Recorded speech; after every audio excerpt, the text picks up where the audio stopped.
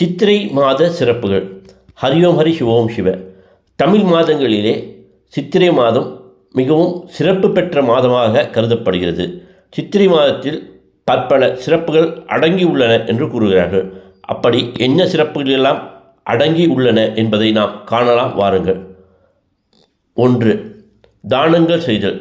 சித்திரை மாதத்தில் நாம் உணவு, தண்ணீர், மோர், பானகம், தயிர் சாதம், அன்னம், பருப்பு, அரிசி ஆகியவைகளை இறைவனுக்கு நெய்வேத்தியம் வைத்து அதை நாமும் மற்றவர்களுக்கு வழங்கினால் நமக்கும் மற்றவர்களுக்கும் நன்மை பயக்கும் என்பது நம்பிக்கை. 2. சித்திரகுப்தன் விரதமிருந்து அன்று சித்திரகுப்தனை வழங்கினால் நமக்கு நன்மை கிட்டும். 3. சித்திர மாதத்தில் வெள்ளிக்கிழமைகளில் பார்வதி தேவியை வழங்கினால் பெண்களுக்கு மிகவும் நன்மை பயக்கும். 4. சித்திர பௌர்ணமி தினத்தன்று விரதமிருந்து நெய்தீபம் ஏற்றி குபேரின் மனைவியான சித்ராதேவியை வழிபட்டால் நாம் செல்வம் பெருகிக் கொண்டே இருக்கும் என்பது நம்பிக்கை. 5.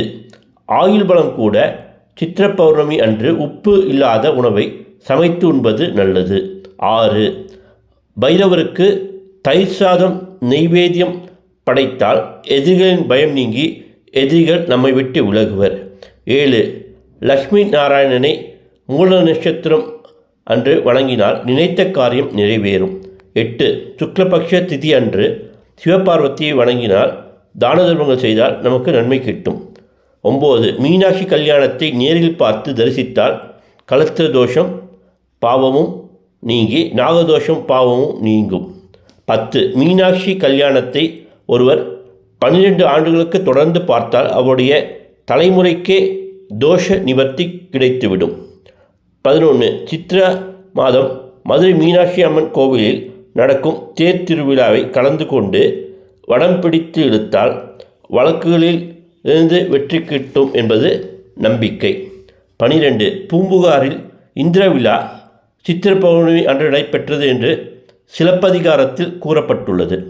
13. சித்திர மாதத்தில் தாகத்தில் இருப்பவர்களுக்கு மோர் குடிக்க கொடுத்தால் ஜென்மாந்திர பாவங்கள் விலகும் என்று புராணத்தில் கூறப்பட்டுள்ளது. 14. மற்றவர்களுக்கு பானகம் குடிக்க கொடுத்தால் வைகுண்ட வாசம் கிட்டும் என்று புராணத்தில் கூறப்பட்டுள்ளது. 15.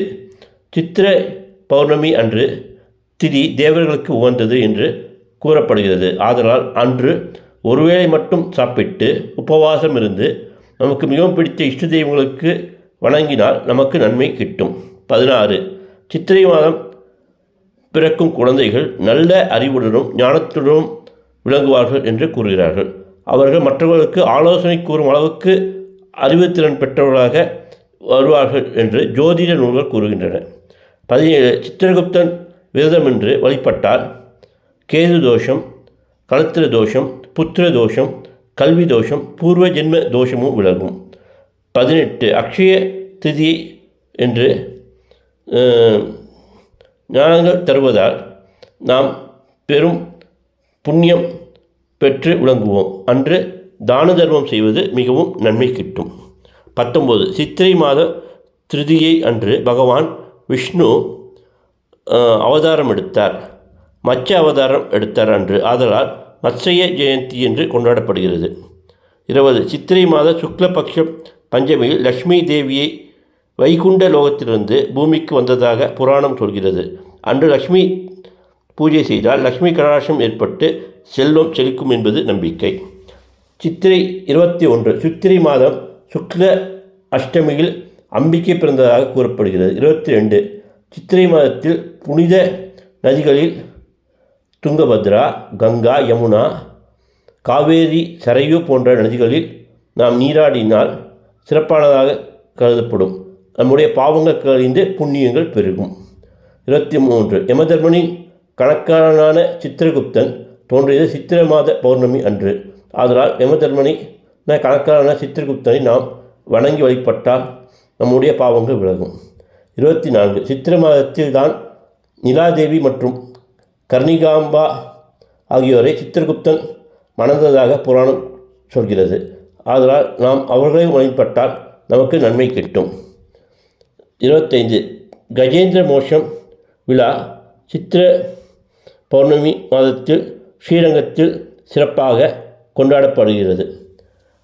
இவையாவும் சித்திரை மாதத்தில் நடைபெற்றும் நல்ல விழாக்கள் மற்றும் தெய்வீக காரியங்கள்.